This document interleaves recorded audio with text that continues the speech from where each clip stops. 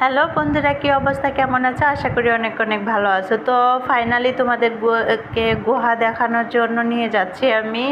রাস্তা মোটেও আমি শেষ করতে পারছি না। ও মাই গড, পুরো 10 মিনিট যাবত আমি হাঁটতেছি, তো হেঁটে হেঁটে রাস্তা শেষ করতে পারতেছি না। এই সিঁড়ি বেয়ে বেয়ে আমি ক্লান্ত হয়ে যাচ্ছি। তো দেখো সামনে কত সুন্দর একটা বট গাছ। এই বট গাছের শেকড়গুলো একদম গাছের মতো মোটা মোটা হয়ে গেছে। এরকম বট গাছের শেকড়গুলো হয়েছে, তাহলে গাছটা কত মোটা বা কতটা বড় একটা গাছ। অনেক সুন্দর এবং দেখতে আমার কাছে অনেকটা ভয়ানক মনে হয়েছে।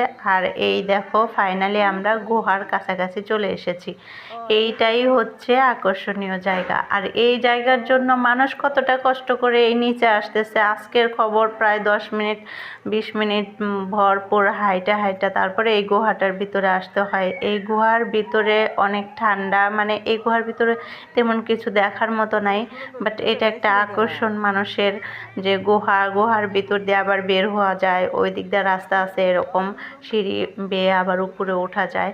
তো এই দেখছো, মানে ঠান্ডা চিপচিপানো ঠান্ডা বরফ পানি বের হচ্ছে এখান দিয়ে।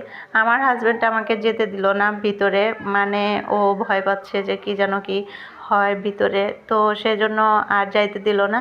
তো সবাই ভালো থাকো, সুস্থ থাকো।